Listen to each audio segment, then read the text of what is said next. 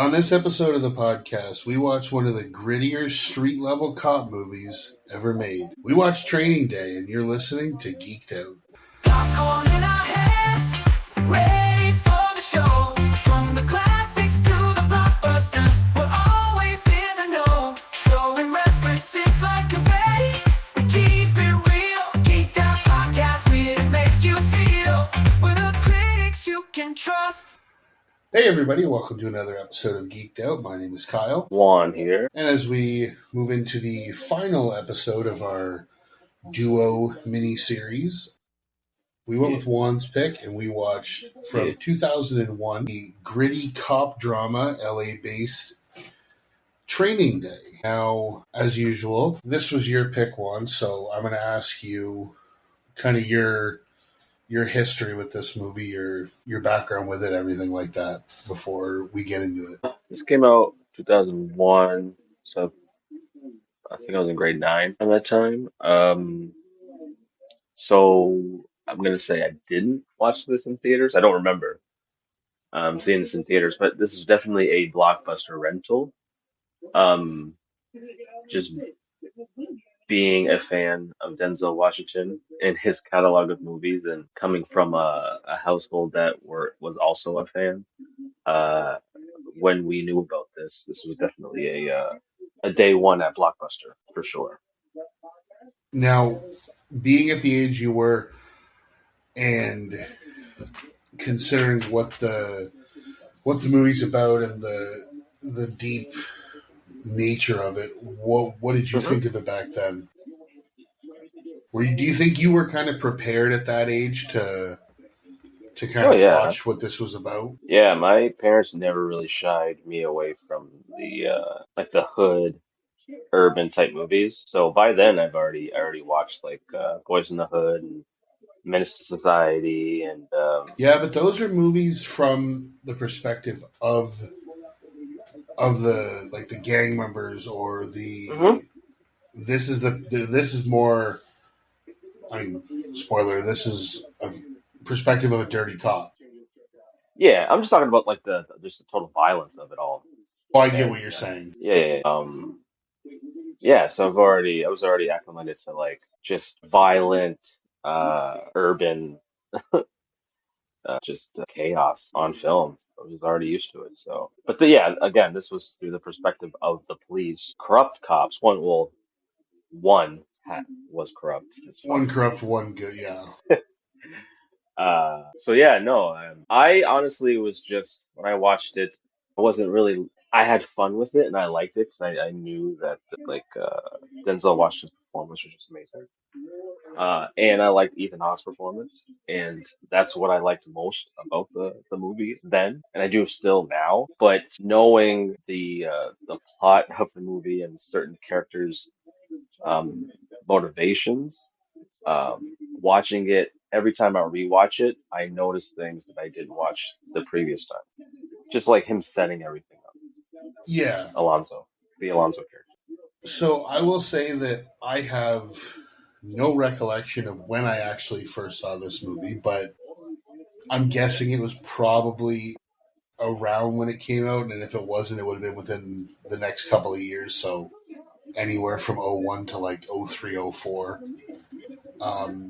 I remember when it came out, there was a lot of hype around it. I think I've told you this before. I'm always somebody who every year I get a huge kick out of watching the Academy Awards, and there was a lot of buzz around this movie, specifically for the performances of both Denzel and Ethan Hawke. But I do remember that when I watched it, I was kind of underwhelmed at that age, and I think it was just because I was too young to kind of grasp the severity of the situations, with the dirty, the crooked cops and the street level stuff that he was a part, that Denzel is a part of throughout the movie. Also, and this next statement rings true even today. As much as I enjoyed the movie on this rewatch, there's something about it that I'm not a big fan of, and that's I personally I don't like seeing Denzel as a villain. I and I think it's because I've watched so many movies where he's like Not the villain. not holier than thou, but he's almost like on a pedestal higher than others. And I mean, especially like the year before. So Okay. this came out. This came out in 01. The year before, he plays Herman Boone in Remember the Titans, and like, Oh, see, that's what got you. I mean, he's but played shady, great characters yeah, but they're throughout his shady career. and they're straight up villain. But I think it's because is what was your first Denzel Washington experience? It's that Remember the Titans? It might have been if it was Even if something it before. wasn't, If it even if it was wasn't, something before yeah, go ahead. that, I'm not like if it was something before Remember the Titans, it's not coming to me. So it very well could have been. I'm just not remembering. I think yeah, and I think that performance just imprinted on you. You can't see him as yeah, you just can't because that performance was so impactful. I mean, regardless of That's what, who you see. That's who you that's who see he when always will be to me. yeah. You can't shake it. I get it. I understand. Which is So crazy. like, it's funny going from watching that movie where he's This is the total opposite. he's trying to integrate a bunch of high school kids who hate each other, and you just hear the speeches of like, we will be perfect in every aspect of the word, and then this Yeah, movie he's having fucking Ethan Hawke smoke weed laced with PCP, and yeah. he's This time he fucking will be perfect as a corrupt cop. He will be perfect. He almost got away with it too. Wasn't for that and there was so much rookie. like I had said to you before we started recording, there was so much of this movie that I didn't remember. The movie runtime is 2 hours and 2 minutes, and I probably remembered a handful of minutes total, and it was like snapshots from across the movie. It wasn't like I remembered even one singular scene. And even the line that you had quoted when we had last recorded, the King Kong ain't got shit on me. When I for some reason, I think it's because of the joke that I had made up, like the Malibu's Most Wanted. That's what I remember is from that movie. So for some reason, I was like, well, Denzel's going to say it like standing on a car with two guns. Nope, not even close. Oh I thought, I no. thought Jamie Kennedy had totally ripped that off, not just like did it and then did it in like an Oh, embellishment the way. scene. Yeah. So like at the end when all that like, spoiler when we get to the end when all that shit's going down, I'm like, this has got to be it, but he's got to get to like a point of power where he's above them all, and Right? he's He's about to get some two. He's gonna get guns thrown to him. He's gonna catch him. He's gonna jump on a car. yeah, He's gonna say a line. He's gonna I'm like say it. someone's gonna give him guns, or he's gonna pull him out of his ass, or they're coming from somewhere because He just spawns in his hand. Yeah, that would have been awesome. Yeah, no, I get it. He's such a charming person, and he's got that such charisma, and he has played a lot of charming, good characters like your John Hughes I was or gonna say, but the other one I remember is if it's not Remember the Titans, it's John Q. yeah, and yeah, so I get it, and yeah, I mean, and even the fact that he won the Academy Award for this performance, I don't agree with. I feel like the Academy likes to give you an Oscar for a performance that's not worthy, but they should have given you one before. So they give you like a makeup one. And I feel like this was a makeup one for him. Even Yeah, though I'm not saying he didn't deserve it. It's just that particular performance where he's playing the villain, it was great. I just feel like it wasn't Oscar worthy well, per se, as opposed okay, to like Malcolm X, to where that's the one I wish, or even Hurricane. I feel like those two movies he should have got the Oscar for either of okay. those or both. Let's play this game then. I have in front of me the 2002 Academy Awards Best Actor in a Leading Role. So we had Denzel in Training Day, he won it. Then you have Russell Crowe in A Beautiful Mind, Sean Penn in I Am Sam, Will Smith No, in Ali, and Tom Wilkinson in The Bedroom. I've never seen In the Bedroom. I have seen the other four. I would have gave it to Ali. I would have gave it to Will Smith. I feel like Will Smith should have won. If it was me, it would have been either Will Smith or Russell Crowe. Now, Yeah, I think Russell Crowe won the year before for Gladiator, so I can understand why they wouldn't have given it to him 2 years in a row. But yeah, I think Will Smith definitely would have deserved it for Ali over Denzel. Now, Ethan Hawke was nominated for supporting actor. I think he probably deserved that more than Denzel deserved the actor award. Yeah, and that's why I feel like they just gave it to him. They just gave him that gimme free Oscar because he should have won in previous years. I feel like the Academy has done that to quite a few actors and actresses. Yeah. I mean, shit, look at DiCaprio, how many times he was nominated, and he won for fighting a bear. Exactly. When he should have won like 8 movies ago. Yeah. But getting back to this movie, we'll get through the pertinent information, the bones of this movie. So, the movie was originally released October 5th of 2001 on a $45 million budget with a box office return of $104.8 million. Currently, it sits at a 7.8 out of 10 on IMDb. The critics on Rotten Tomatoes gave this a 74, while the audience members have it at an 89%. The movie was directed by Antoine Fuqua and written by David Ayer. The movie stars Denzel Washington, Ethan Hawke, Scott Glenn, Eva Mendes, Snoop Dogg, and Dr. Dre. Oh, God. A rookie cop spends his first day. He's not a rookie cop. This plot is from IMDb. He's not a rookie cop. He's a rookie in the unit. But I'll just read this. A rookie cop spends his first day as a Los Angeles narcotics officer with a rogue detective who isn't what he appears to be. That is quite a vague plot summary of this movie, but that's vague as hell. It's basically like, yeah, this movie's about two guys. They're cops, and they're not. And one's a little they're shady, right? And one's a little shady, but it's all good. Yeah, and I don't know. They don't really do very well giving a ton of backstory. They kind of just pepper it in throughout the movie in terms of like conversations, which I wasn't the biggest fan of because. I mean, when you see Ethan Hawke, him waking up at home, all you basically find out is, oh, it's your first day. No, you've been on the force for X amount of years. You've cut your teeth. You've done all this leading up to this opportunity. It's just his wife basically says to him, like, this is a great opportunity. Don't fuck it up.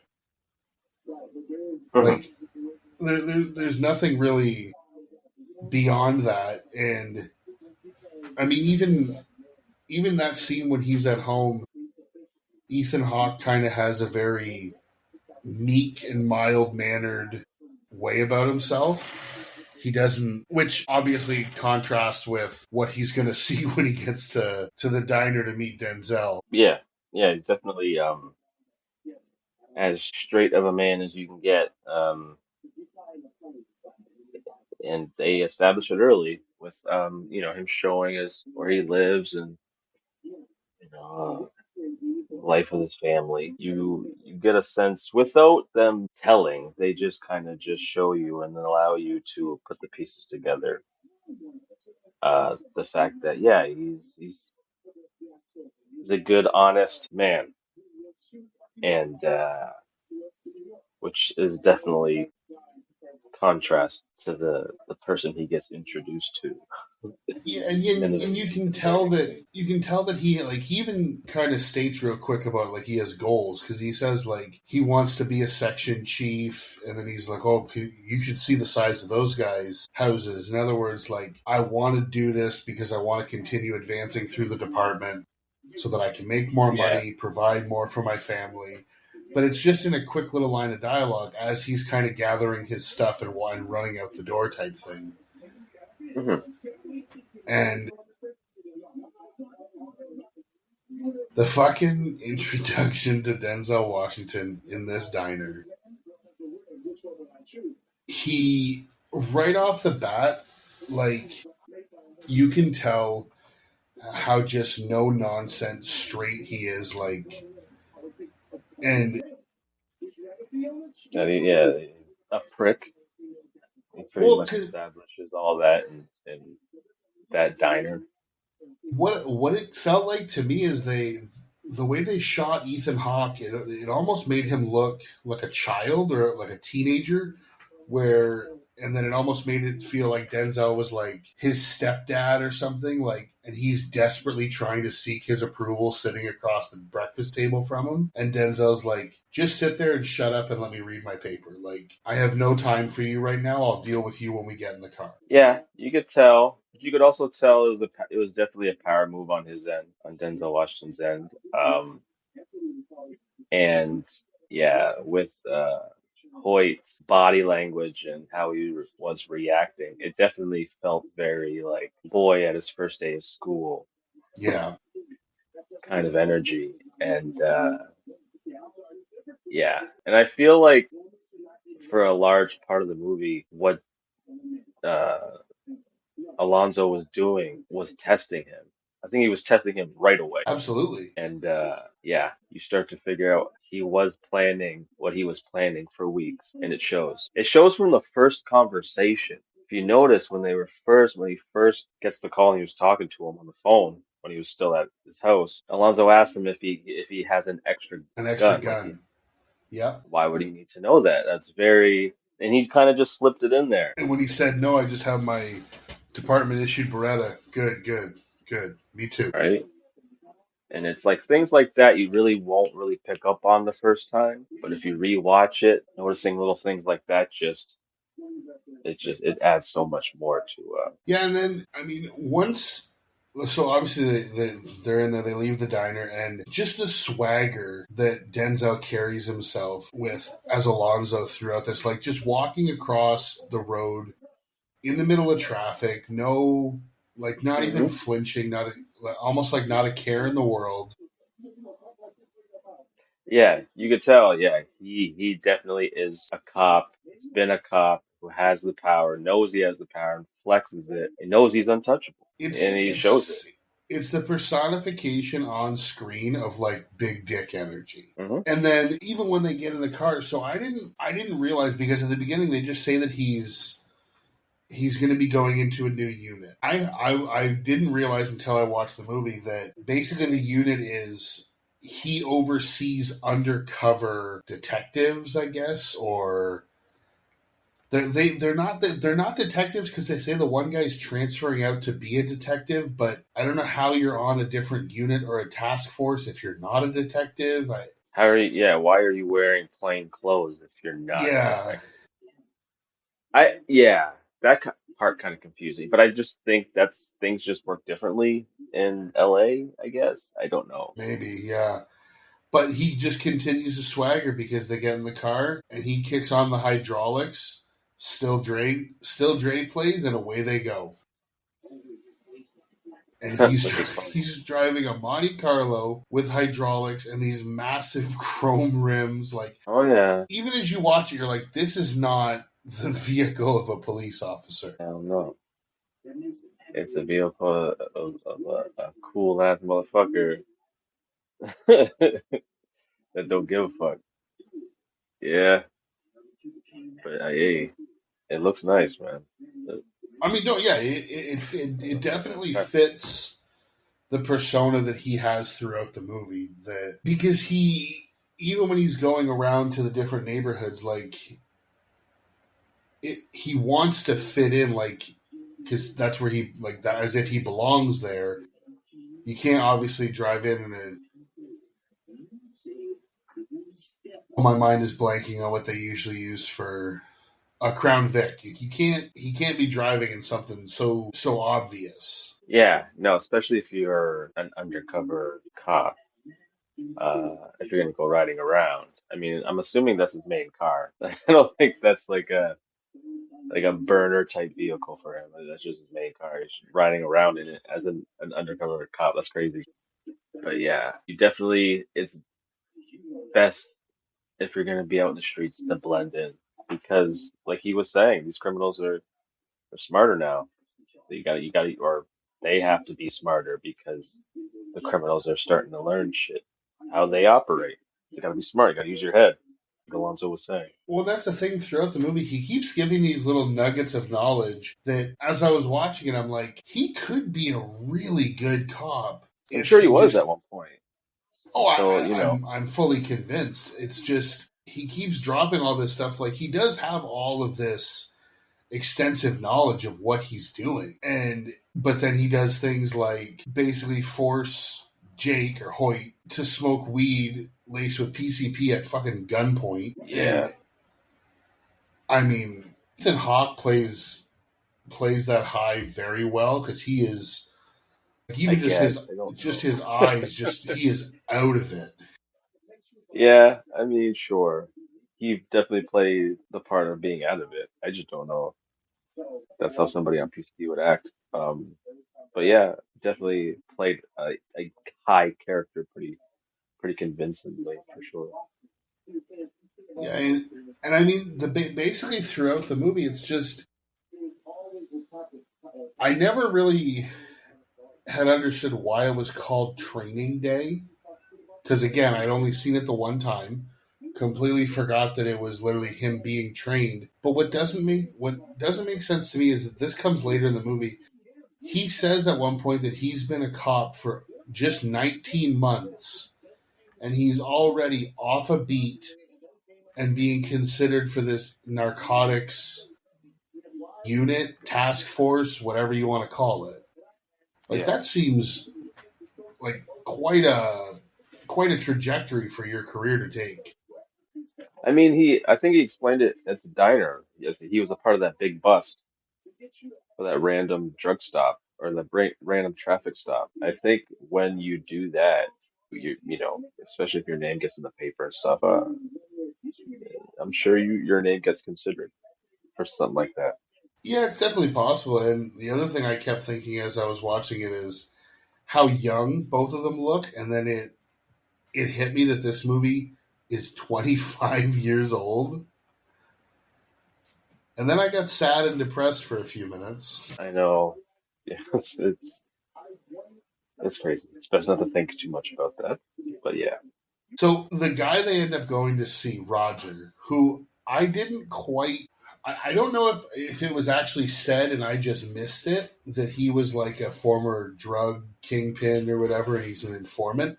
I thought he was a former cop, the way they were kind of talking and kind of chumming around. Yeah, when I was younger and I watched this, I thought he was a cop as well. But yeah, no, I paid a little bit more attention than I normally did, and yeah, I realized what his real role was. Now, this role, Rogers, played by Scott Glenn, who did you happen to recognize him? I know him I know from he's one thing and one thing only. what Stick. Stick. But even that, I didn't realize it was him until I looked at the IMDb because, again, this movie is 25 years old. So he looks very different. Like he does, like obviously he doesn't look nearly as old in this Plus, as he does in yeah, Daredevil, and he's not blind.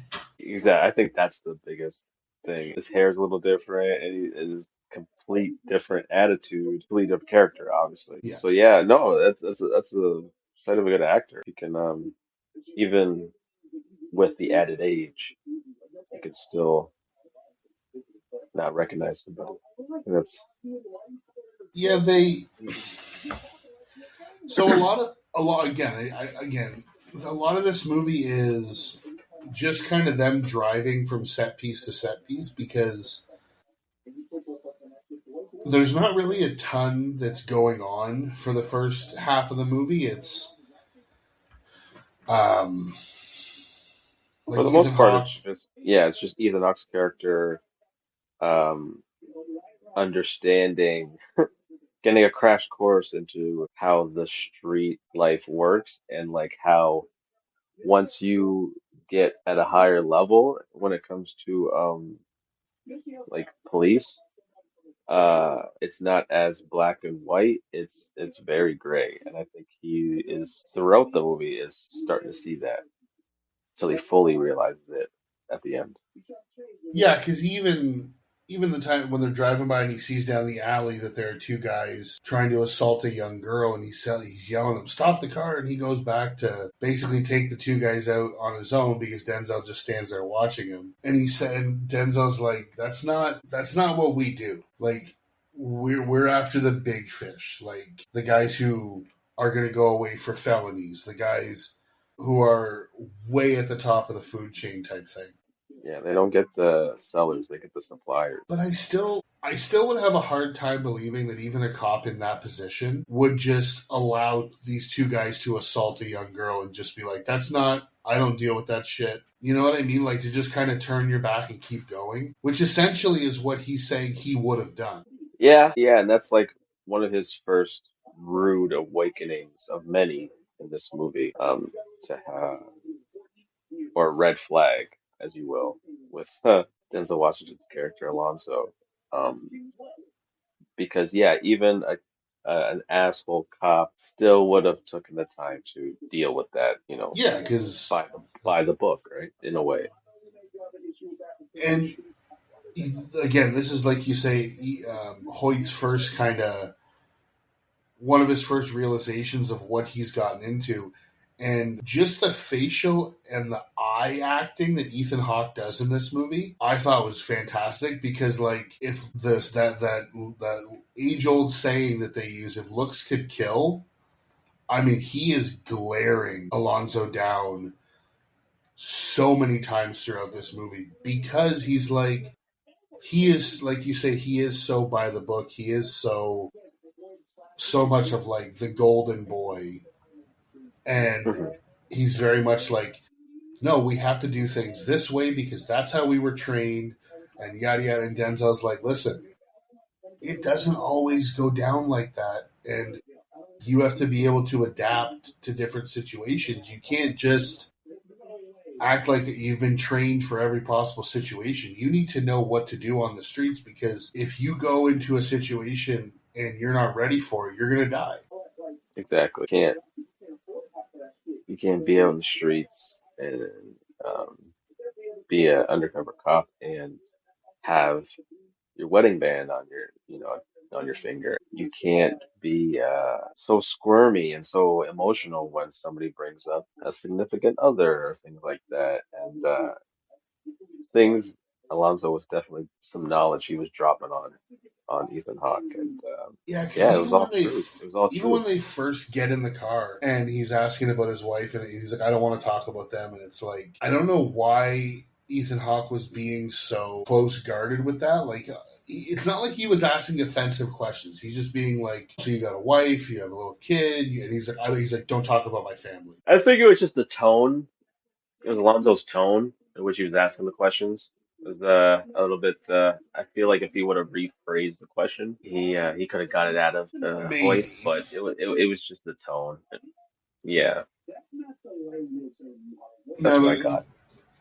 the one thing I was really kind of curious about is they go into this steakhouse to meet with three other police officers. One's a captain. One sounds almost like he's from like internal affairs, like in terms of he investigates whenever a cop shoots, like to see if it's a good killer or not, or justifiable, whatever. And then another detective. Yeah, sniper. That's funny because he's in a series of movies called I Yeah, think I know. Sniper. Yeah, it's Tom Berenger. I know him from Major League, but yeah, I know what you're talking about. Yeah, yeah, yeah. But yeah, they're just sitting there talking, and he introduces Ethan Hawke to them with all like the utmost respect, and then Ethan Hawke walks away, and he's like, "You guys are fucking assholes!" Like he just flips on a dime to be so disrespectful to these people. Yeah, I mean, it happened there, and it also happened when he went to his own neighborhood, and the fellow gang members, not the fellow, but the gang members So from the that guy neighborhood. when he gets out of his car, Yeah, he was all, you did something for my daughter or my nephew or something, and he he's was like, "I thanking him. hate He was that cheerful. motherfucker." Exactly.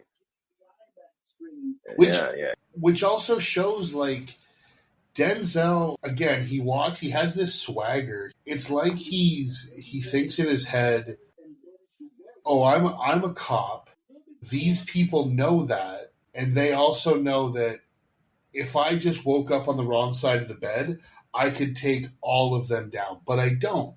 So because of that, they respect me and they offer like, but in reality, they can't stand him, and it's all just kind of he's embellishing it in his own head. Yeah, and I like the fact that not like the fact, but no, this movie doesn't give you much backstory on Denzel Washington's character, but a little bit to where you can put, I mean, you can kind of put the pieces where they fall there, especially when his informant says something to the lines of Alonzo was very much like Hoyt when he met him, Yeah, which means he was, a straight-laced cop until this, that type of undercover police work slowly corrupted him until the man you see, then. well, even Alonzo says that to Hoyt multiple times. He's like, I used to be just like you. And then over time, I started to realize, like, that's not how things operate here. And you kind of have to be different if you want to succeed.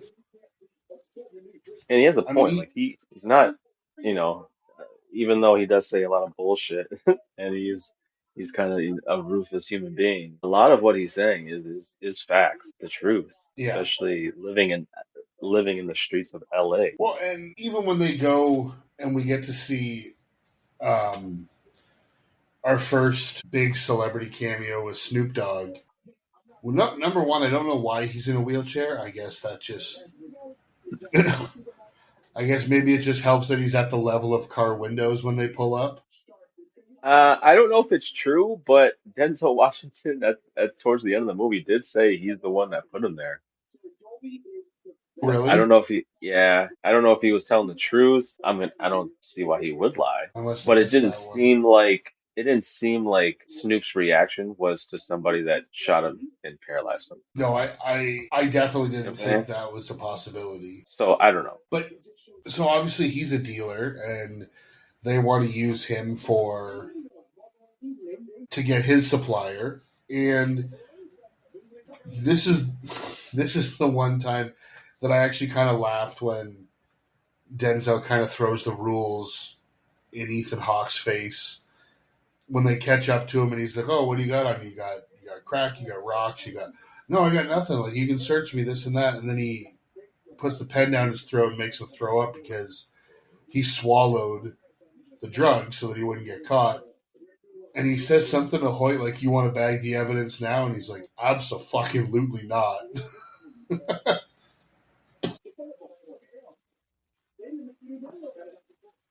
No, I'm not touching that. Oh, Now, good. absolutely no way. But the question I did have is, so back to the scene in the steakhouse with the three superior, higher ranking police, whatever, The three, I think he calls them the three wise three men. wise men.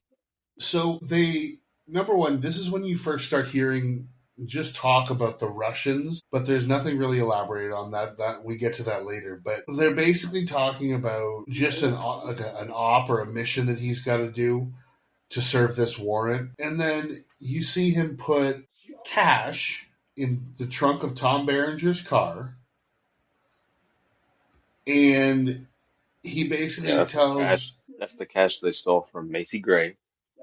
"Yeah, I couldn't And believe that was Macy Gray."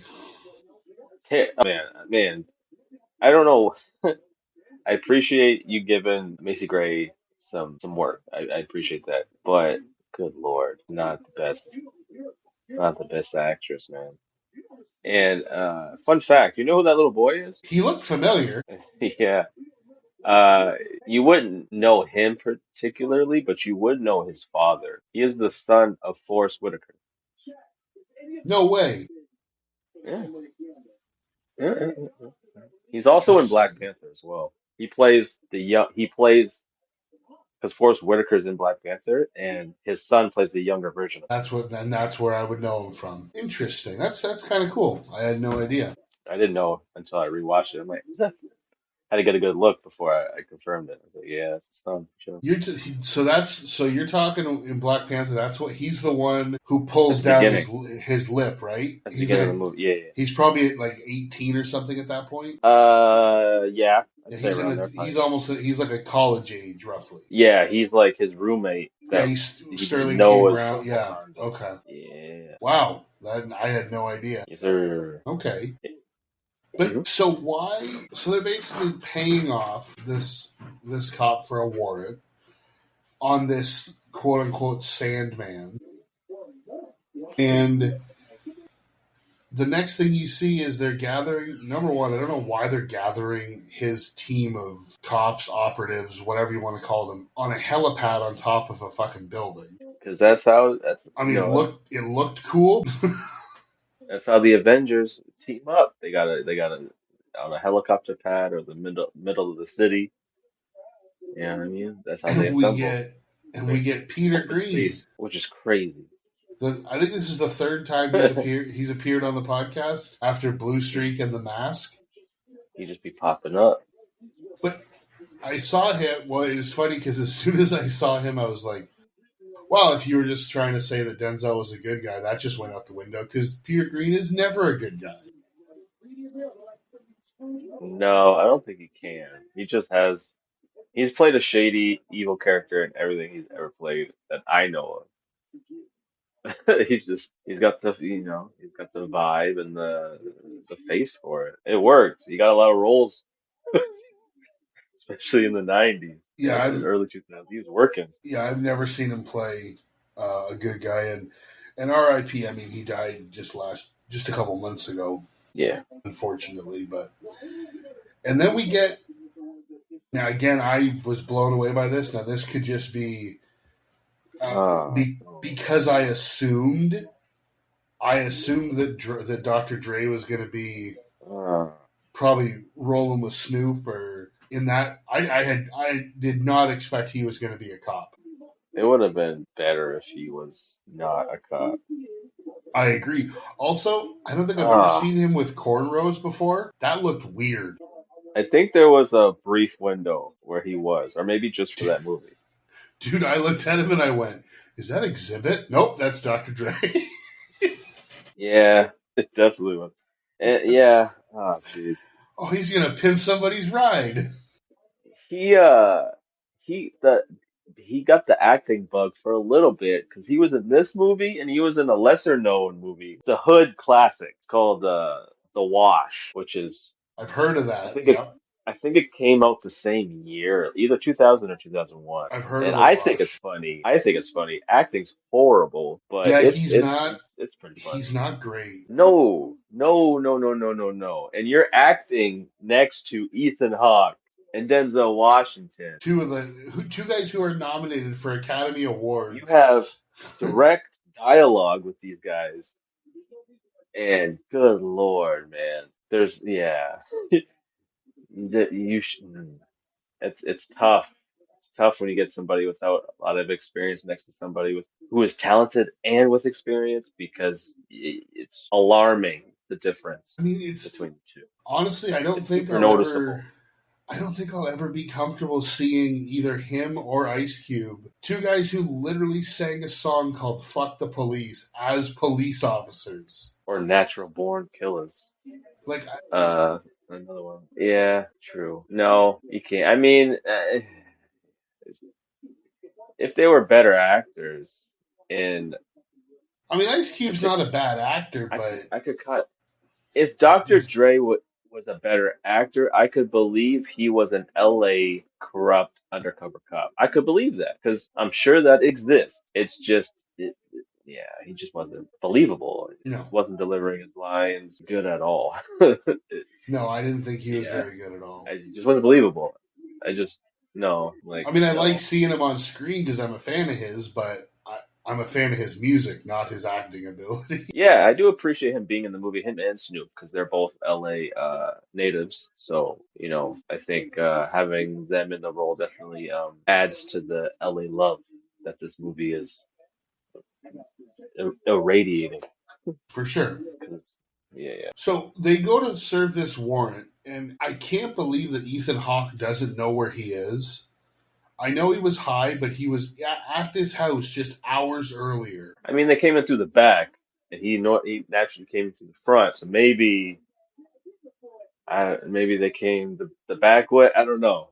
I was thinking that same thing. But maybe he was so goddamn. He was fucking high as shit. That's the only thing I could think of. He was high as shit. But yeah, they go So, in yeah. and basically they find, and he serves this warrant, and they're going to dig under his kitchen floor, and they find this box filled with, Denzel says, I believe, roughly $4 million.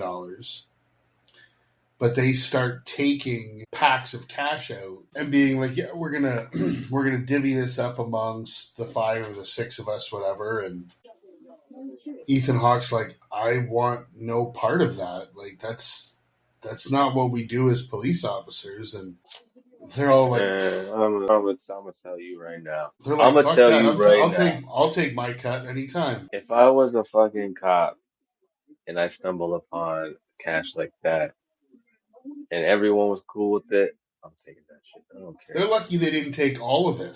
I'm sorry. I consider myself a good person, but I think I would. It would be hard. It would be hard not to. And then once he says go ahead. My thing is, I would like to have seen a sequel to this, or at least a follow-up, because, yeah, I mean, the Alonzo situation is kind of dealt with at the end of the movie, but What about the his other one? boys? That was the exact thing I wrote at the end of the movie. I'm like, what happened to his team? And it just depends on how Hoyt's character, or the character Hoyt, what he does and how he moves. Because he would have to prove it. Would be the hard part. He's got to prove it, and he's got to be able to talk to people he can trust because he knows that are crooked cops. Yeah. How far does it run down? Where does it, you know what I mean? How high up does it go? And how many people are corrupt? I have a feeling that what He would was talking happen. to this. Yeah, go ahead. I have a feeling that what would happen is Hoyt would basically turn the money in, and then he would either turn his badge in and just be like, I'm done with this, or he would immediately put in for a transfer and like move to anywhere but LA to try and just get away from all of it. Because even if he stays and doesn't report on those guys and goes into a different division or whatever, they're all going to know what happened, and obviously they're going to want some kind of retribution. Yeah, he's a loose end, and his boys are going to find out what happened. Exactly. Yeah. It doesn't look good for him. Because essentially, essentially what they do is they kill, I keep wanting to call him Stick. They kill Roger with a shotgun, and they put a gun in his hand and pop 2 shots into Peter Green. One goes through the bulletproof vest and he actually gets shot. But as a way of saying, like, okay, so-and-so, you guys busted the door open. You were the first in. He hit you with 2 shots. And then Jake, the new guy, came in with the shotgun and killed Roger, even though he didn't. It was one of the other guys who shot Roger. But now, Denzel is doing this, or Alonzo is doing this, to show Jake that he needs to be a quote-unquote team player to be a part of this unit. And if he doesn't do it, I think it's Dre, basically says, like, just put a bullet in him. Roger shot both him and Peter Green, or whatever his character's name is, and then you popped him with the shotgun. Like, let's just cut our losses, get rid of the loose ends, get rid of the guy we can't fully trust, and let's just move on. Yeah. I mean, I don't know why they didn't do that, but I feel like him setting him up to the Mexicans was important to the plot. I just didn't catch I don't that think part. it was. Why? I think they could have just... I'm sure there was some reason that I just didn't catch, but yeah, I don't understand why they wouldn't do that. But then, hey, I feel like there was a reason. Because yeah, they basically, they're done. Like, they more or less get away with it. They say that I think they take $1 million total, and they're gonna claim the box had 3 million rather than 4. His whole team, just like Peter Green, goes in an ambulance, and the other guys just kind of disperse on their own. You never see them again. Yeah. And Alonzo brings Ethan Hawke to the Mexican guys. Which, did you notice who's sitting at this table? Well, I noticed all three dudes. So Those- you've got, I so mean, you've two of got- them are Vatos. One of them, I don't know what the fuck he is. Cliff This Curtis. motherfucker, this motherfucker so- plays a Mexican, Middle Eastern, fucking Egyptian, goddamn Yeah, Indian. He played an Italian, a Greek, Turkish man. This man has played everything. He can play anything. he's New Zealand. He's of New Zealand Maori descent. Yeah, he was in New Zealand too. He was in that Hobbs and Shaw movie. he played a Samoan too. So, yeah, you've got the three guys you've Guy's got sitting been at the everything. table. Is you've got Cliff Curtis, who is playing. I can't A remember his Mexican this character, time. but he's the guy with the main guy with the mustache, Smiley. Oh, that's so funny, man. Then you've got. I gotta double check the casting list, because if his name isn't Hector, I'll be shocked. I don't think they gave him a name. Oh, his name's So Moreno. maybe. But he is Hector in literally every other movie I have seen him in. He's been Hector in a few things. For sure. And then, of course, basically just playing his role from Breaking Bad is Tuco Salamanca. Yeah. I couldn't stop laughing Crazy. every time he did one of his little like intense. I could not stop laughing, because every time he would do it, I just kept seeing him like snort the meth in Breaking Bad, going, "That's tight." Yeah. I mean, he looks a lot younger. Which is Well, crazy. he is a lot I younger. don't think Breaking Bad was that much of a gap between. This was 01. Breaking Bad was what, 2011?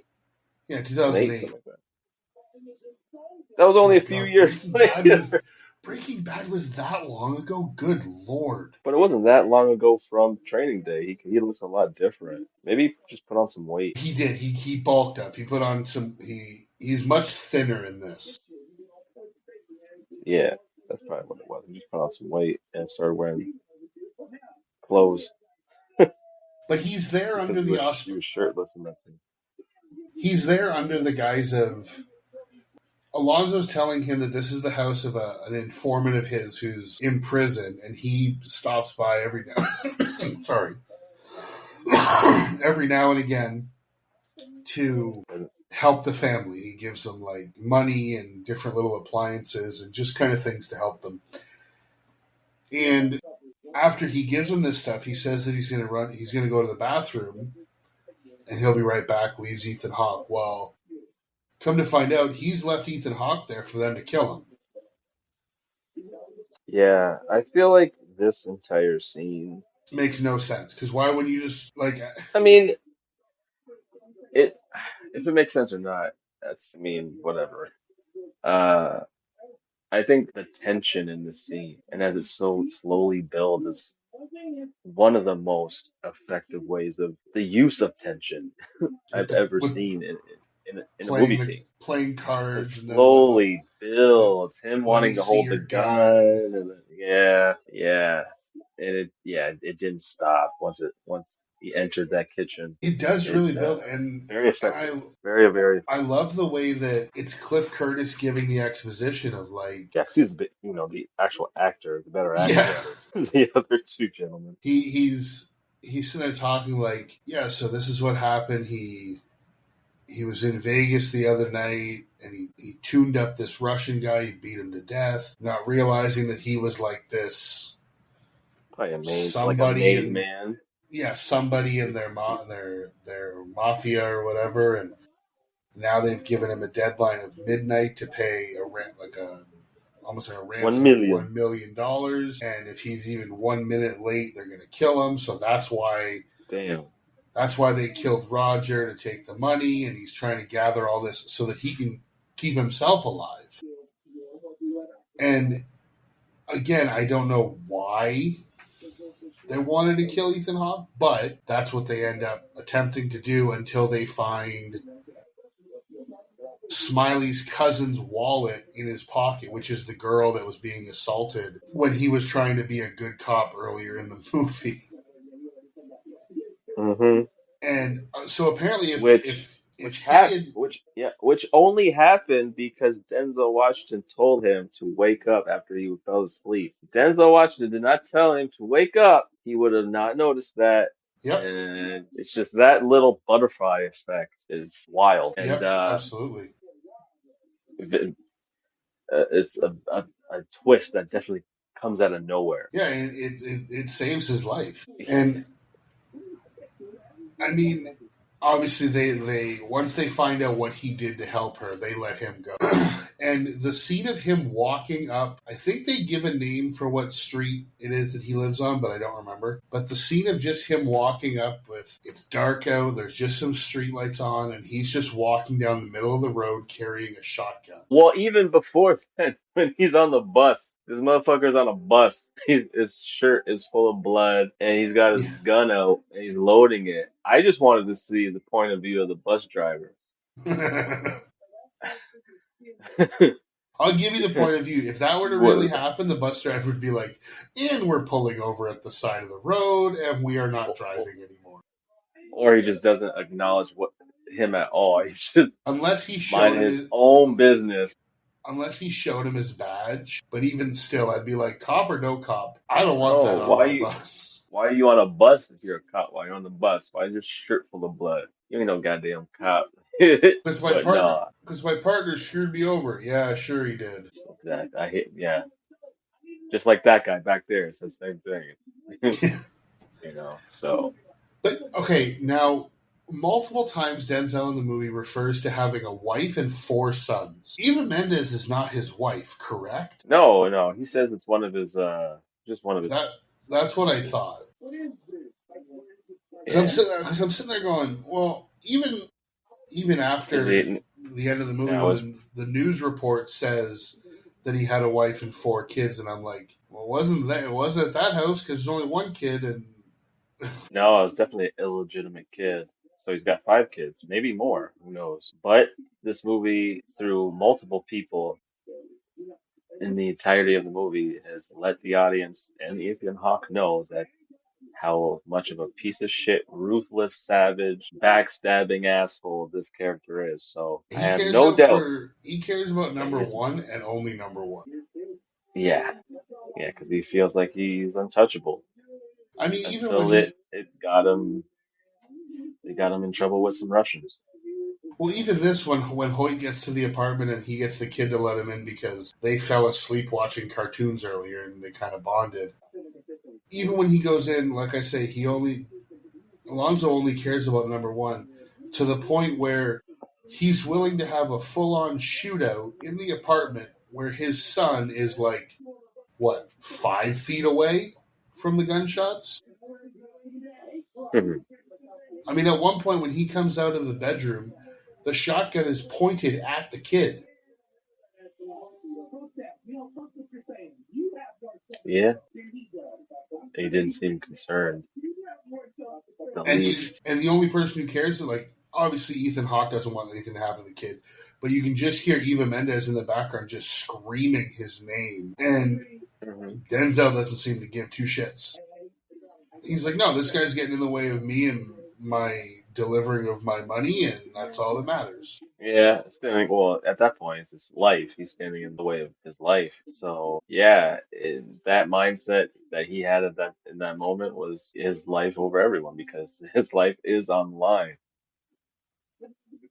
And I mean, it's very selfish, very self-centered. It's a true villainous behavior. And I mean, it's a wild gunfight that turns into a one-on-one fist fight, and he fucks Ethan Hawke up. Yeah, I mean, he takes more than he gives, but he was given some. He was giving some good shots. And I think the biggest hit that Ethan Hawke takes in this entire fight is after Denzel leaves him on the roof.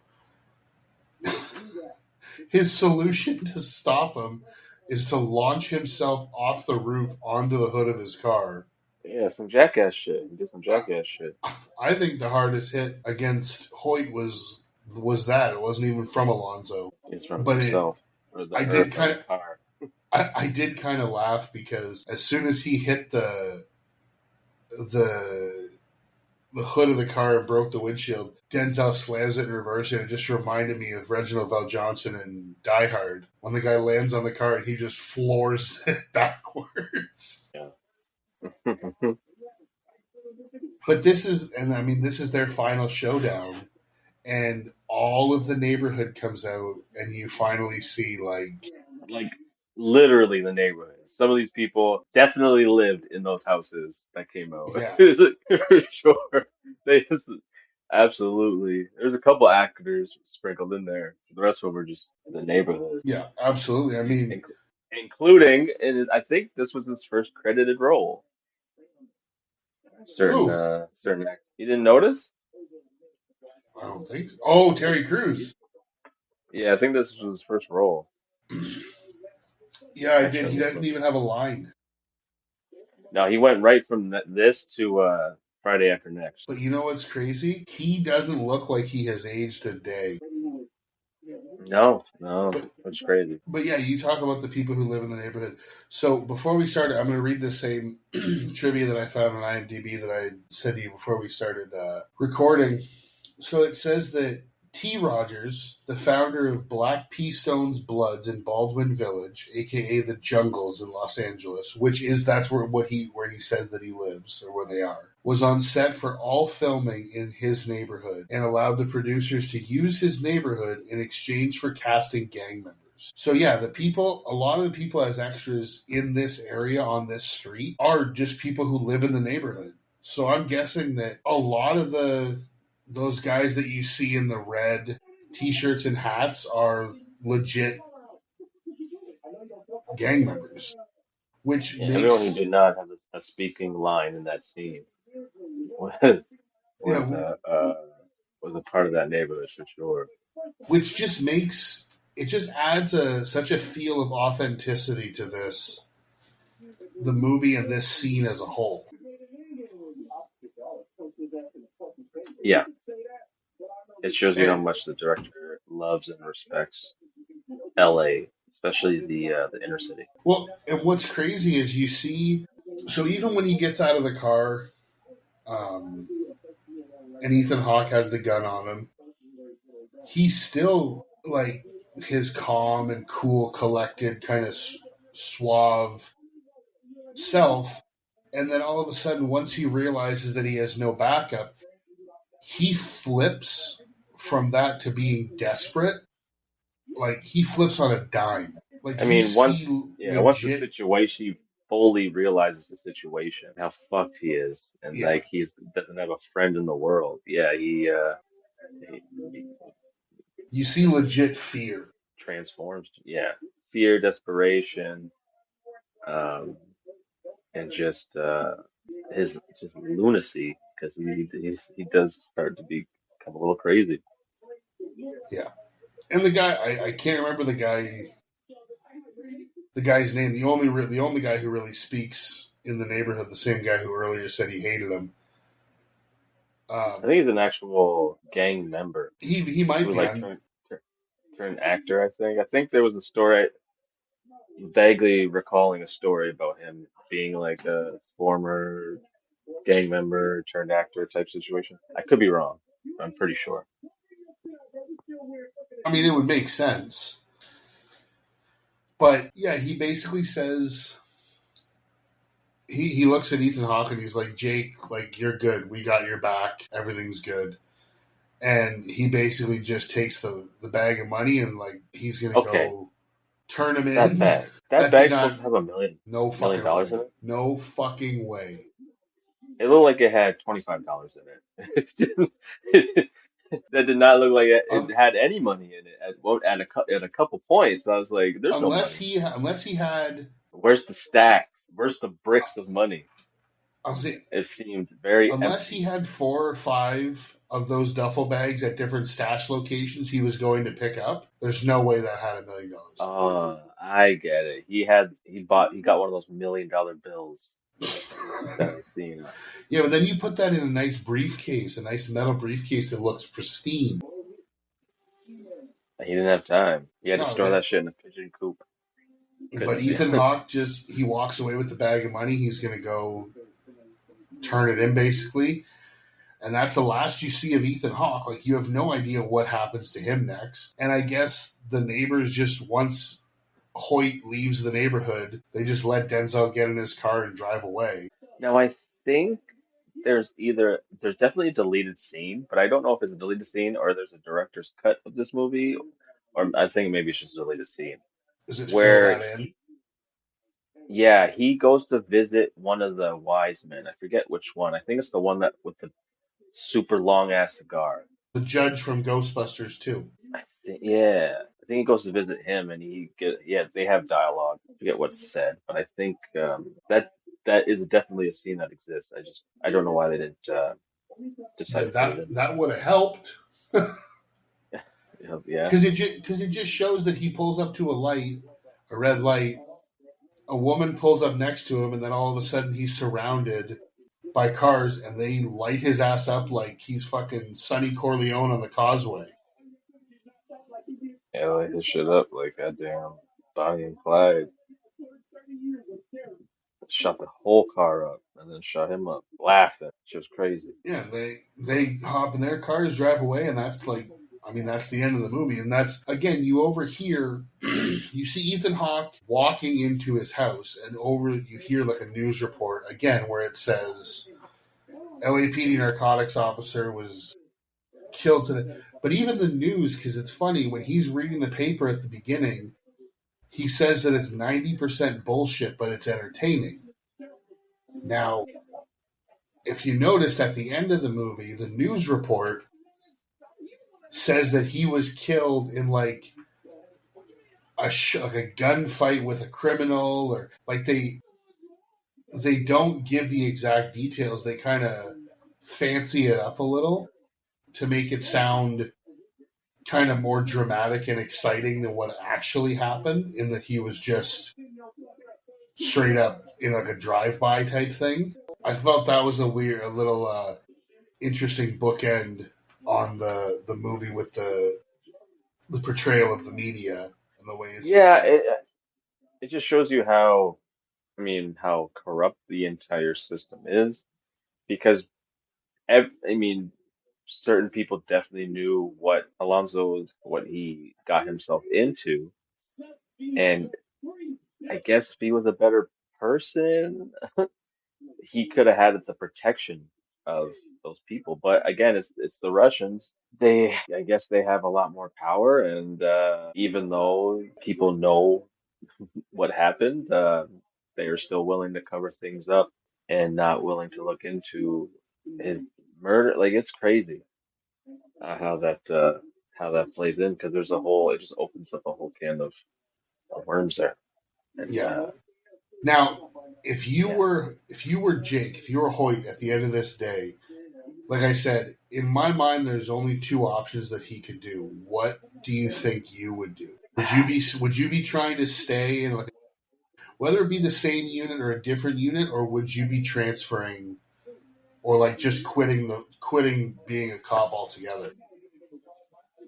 I don't know, man, because even if you run, they could still find you. There's still cops.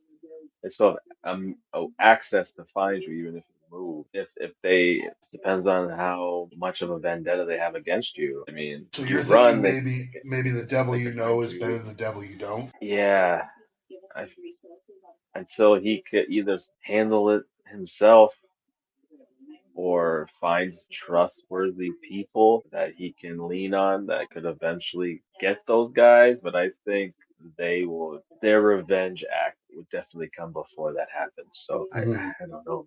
I don't know. See, I think my hard thing with this would be, I think my immediate instinct would be just to quit, because I think in my head it would be like, if things can go badly like this, like if you can have dirty cops, whatever, in a place where, I mean, yes, it's a very large city, a large area, but if there's dirty cops there, then who's to say there's not dirty cops in every in every law enforcement agency. Like, I think that Yeah. it would really taint his view, but at the same time, he seems like, I hate to use the term goody goody, but like he seems like somebody who's so focused on justice for criminals that I don't know if he would have, like, I don't know if he would let himself walk away. You know what I mean? Like, and Yeah, he, I wish it would have even been have it in him to something, quit. even something like they do, like at the end of like comedy movies like Animal House, where it was just like a little blurb on the screen, like Jake ended up making detective and yada yada yada, and this I is what don't think happened.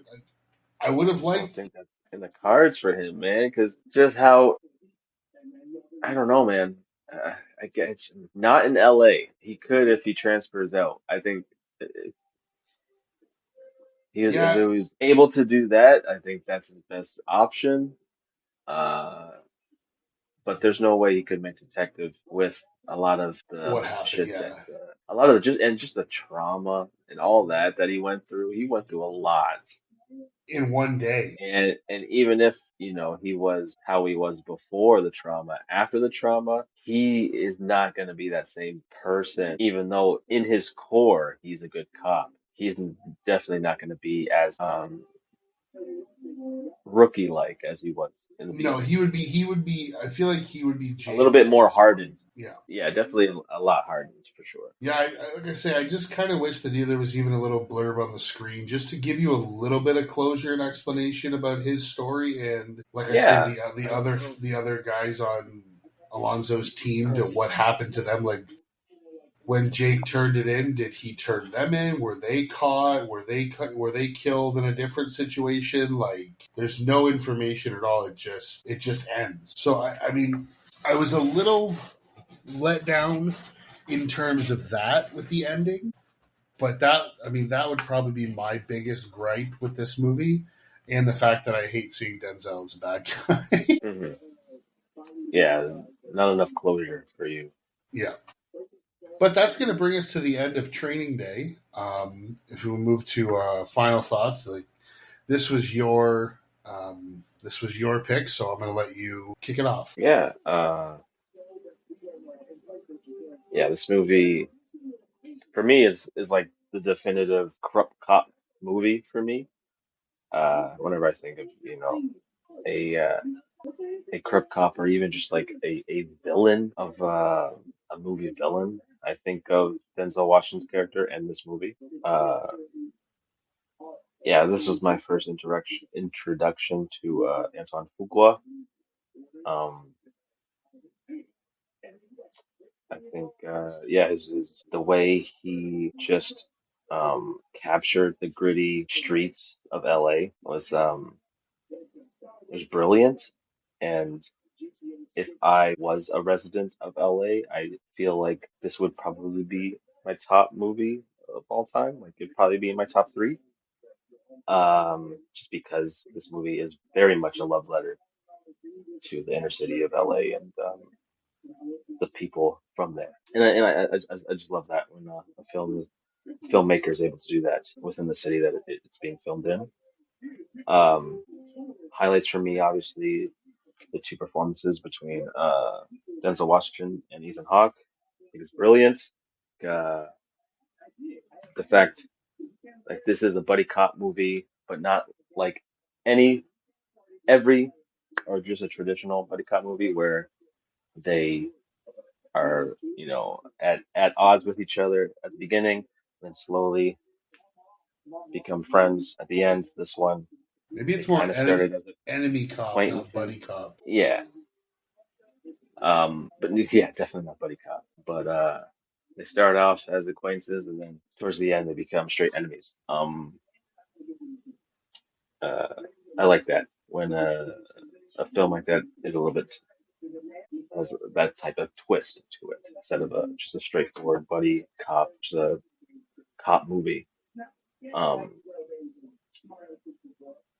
the like not a whole lot of bad for me besides a lot of the side characters.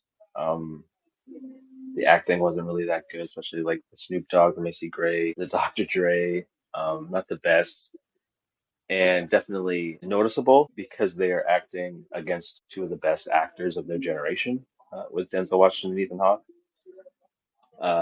And just the sheer fact that Jake and everything he had gone through in a 24-hour period, a lot of the trauma and corruption that he experiences in one day kind of seems a little bit unbelievable. That's more of a nitpick than anything. But overall, really, I absolutely love this movie. I think it's a masterclass in tension, and yeah, again, it contains one of the best villainous performances, one of them in movie history, to be honest. Uh, yeah, I think it's a top tier movie, and I give this 9 out of 10. Okay. Yeah, like I say, I remember very little of it from when I watched it originally when I was younger, so I can't really rely on that. But for this rewatch, I really enjoyed it. Like I said, there were a couple little issues I had with it. I thought the performances of both Denzel and Ethan were fantastic. The directing was awesome. I'm a big fan of Antoine Fuqua. I actually recently just watched a movie of his on Netflix called The Guilty with Jake Gyllenhaal. That was a really good movie too. It's very different the way it was made, but in terms of this movie, I love the way it was shot. I like the feeling that it really makes you feel like you're right there with them at street level, kind of going through the same shit as they are. But yeah, it's like you say, it's a tad bit unrealistic that Hoyt would be going through all of this on his what's essentially they kind of make out to be almost like his audition to be a part of this team. But that being said, my really only real nitpick is the fact that there's no real closure at the end of the movie, and but yeah, it was a great movie, a lot of fun, really intense movie too, though in the best kind of way. Yeah, I'm going to recommend this movie. I would recommend it to everybody if they haven't seen it, and I'm going to give it just under yours. I'm going to give this an 8.5. So that is going to bring us to the end of our duo mini series. And moving forward, I thought maybe we could go on a little lighter route, and we're going to go back and do a little 4-part series on the Disney Renaissance. Now, there are 10 movies in the animated Disney Renaissance, and we are each going to pick 2 of them. I'm gonna have Juan go first this time because it seems like the way the rotation always works out, I always end up picking the first one, and so on and so forth. So I always feel like when we do that, I'm gonna steal one of yours or something. So I'm gonna give you the chance this time to go first, and maybe you can steal one of mine. I hope not. I mean, we got 10 movies. I mean, I could. Hopefully, there's no overlap. I don't know if you can really go wrong with a good majority of these. Absolutely. Yeah. So next week, um, we'll be trading from this movie to the next movie. We are trading our police badges, our cutlasses, air forces, and our guns. We're gonna be trading those with swords, sandals, chariots, Oh and no! a man with a flaming head. Oh no! Our next week's movie is one of my personal favorite Disney movies of all time, Hercules. I knew you were going there, and I will say this was one of the ones that I had zero interest in me picking. Really? Yep. Hercules is awesome. Not that I have anything against it. It's just I had a feeling that I knew it too. I was like, because it's Hercules. It's low key. It's one of the movies that doesn't get talked about, but it is a lot of people's favorite. yeah. I mean, I know some people who are going to be very happy that you made this choice. Yeah, yeah, for sure. I got to give some love. I feel like it's a little underrated for my liking. I mean, there's a couple in there, kind of in the middle years, that are definitely rated on the lower end of the scale, and some of them don't really deserve it. So I'm going to go into this with an open mind, You'll like it. I'm It's not saying good. I'm not saying I Oh, won't yeah, like yeah, it. yeah. It's just definitely not one of the ones that I had on my list. Yeah, but well, so as you just heard, our next episode we will be covering Hercules, Yeah. and until then, we want to thank everyone for listening and for subscribing, and we would love for you guys to give us some of those lovely 5-star ratings to help us grow. Tell your friends and family what we do here, and they might enjoy listening and seeing what we have to say about these movies that we cover. So, as always, also give us a follow on our socials. They will be posted in the show notes, as always. And until next time, thank you everybody for listening, and thanks for subscribing. Take it easy. Peace.